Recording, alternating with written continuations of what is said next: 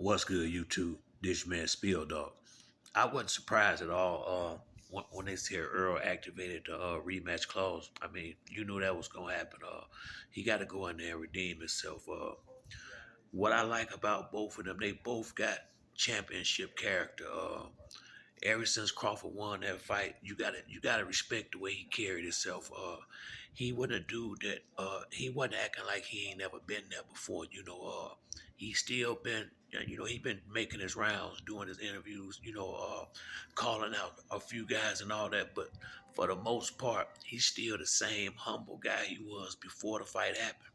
You know, I mean, you gotta. I mean, from where I'm sitting at, you can't do nothing but respect that. I mean, he ain't been out here really disrespecting Earl or talking reckless. Really, he ain't doing no more than he always. He the same Crawford he was before the fight happened, in my opinion. And that's championship character right there.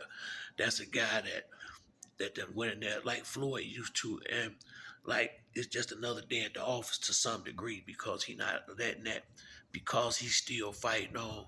He not getting too high or too low. He's still in that right place to some degree. I think in this next fight when they fight again, Derek James and Earl Spence. I said, okay, yeah, I said they both got championship character, but now Derek James and Earl Spence gotta prove that they got championship level skills, just like Bud do on the A+ level. You know, uh, Derek James gotta show that he more than a one trick pony as far as his fight preparation, and Earl gotta show that he more than a one trick pony as far as his fighting style. It looked like we'll see when the next fight happen, but I got a funny feeling Bud gonna be the Bud that we used to seeing instead of coming forward. I think he may bag back, but then again he may fight that same plan by being so effective and keeping the pressure on. But I don't think he'll jump on Earl as fast as he did last time because he won't be had all this time outside the ring. And this fight right here, I mean, all the pressure is on Earl Spence. All the pressure will be on Spence in this fight. Crawford won the fight that mattered, the first one for the four-belt undisputed at welterweight. Earl can't get that now because they fighting at 154. So I don't even think this will be a title fight. I think this will just be a grudge match to some degree. I'm not sure, but I'm more likely. I can't see how they can fight at a one unless there's some type of agreement that they made. But I think this is on forward for Spence definitely up to the bigger divisions, but he gotta get past Crawford first, and I think it's gonna be two more fights.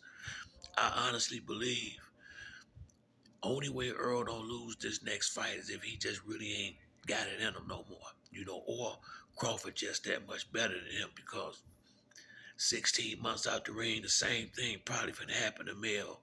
If a smart fighter, Bomac and Crawford with a good team, you get a guy that been out the ring, jump on his ass early, and don't give him time to get himself in the fight. I think it'll be the timing and all that'll be completely different for Earl in this next fight. Uh, but at the same time, Crawford gonna be.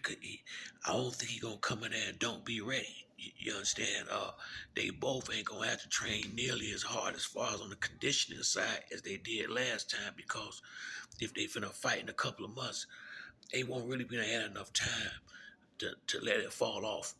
And from what it looked like, I think a big difference between Bud and Spence at this point in their career is when Bud not fighting, Bud still in the ring, like they say he a gym rat. And I have to agree, Spence used to be one. Like I say, him and Keith, they out there on that lovey thing now. So they only fight and look like when they have to, training when they have to. And you got Bud just coming in there like working with Shakur, just going in there staying sharp at all times.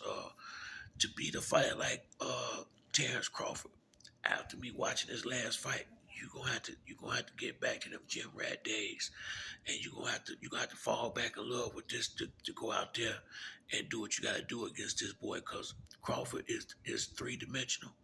He got all he got. He can go forward, he can go backwards, and he can stand there. He can do it any way you want to do it. He showed that in his last three fights. His last three fights for me has showed me his versatility. The fight with Kell Brook was similar to the fight with Spence, whereas he had a big welterweight, and you know he did let Brook get a chance to land big punches on him early, and he had to you know get him up out of there. He had to fight more aggressive with Kell Brook with Sean. He had to set Sean up and catch him with big shots late with the boy Avanation. He practiced on going forward. I mean, after watching the fight with Spence, it made me respect Crawford Gangster a lot more because I see where he used all those fights to prepare for the big fight, which is what I thought Spence was doing with Danny Garcia and Ugas, which he was, but he got too many big lulls in between his work. Crawford was smart enough to go ahead and get him a little tune up in.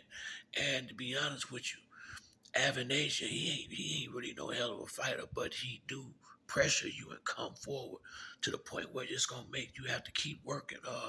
That was a good stay busy fight.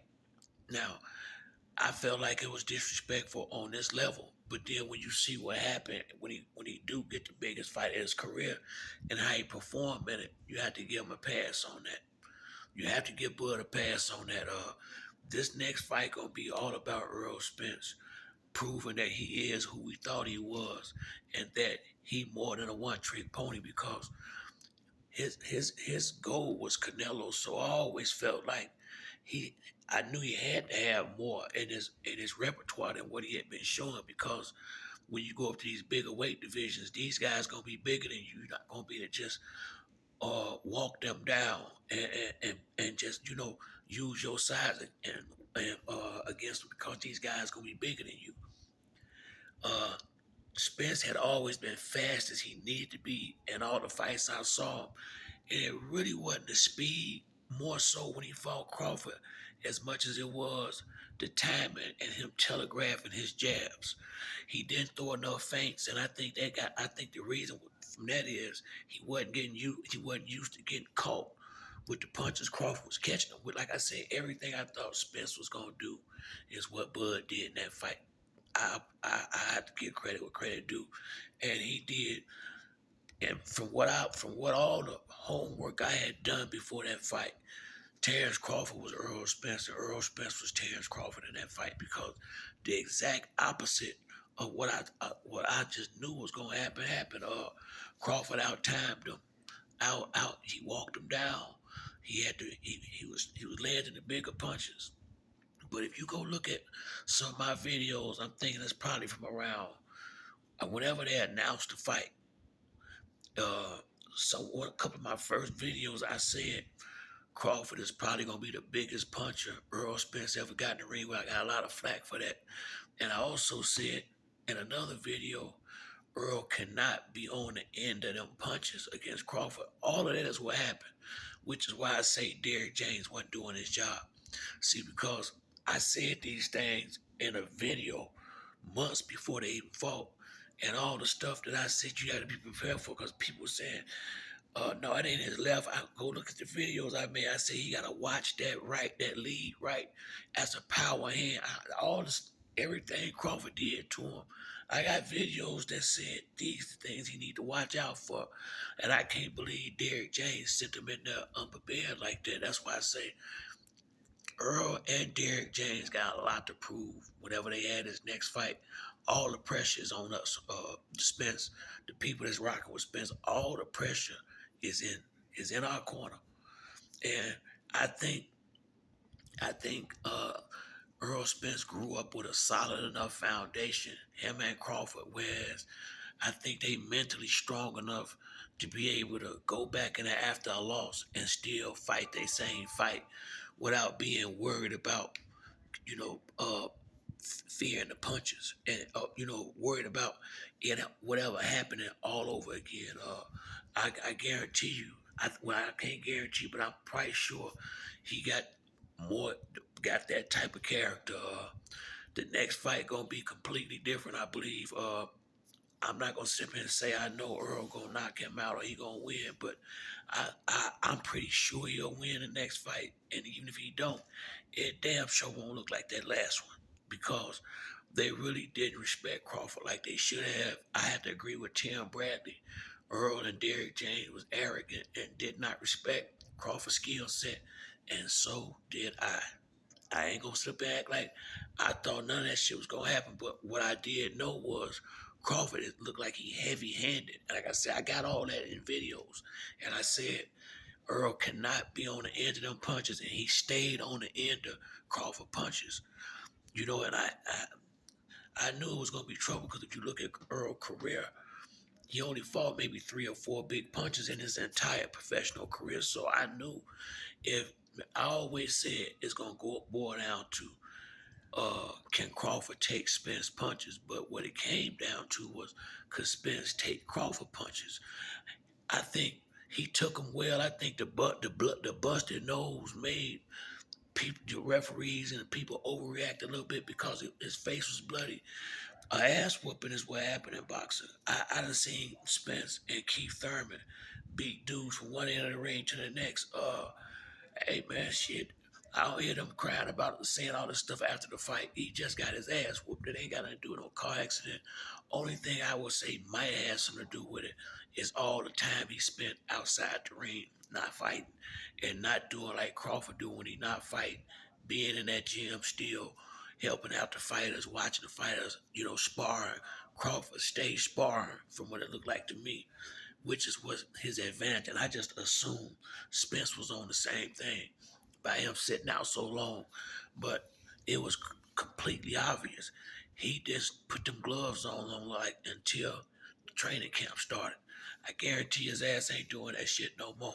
Uh, a good ass whooping it will bring you back to reality real fast. So I ain't surprised at all about them putting in a rematch.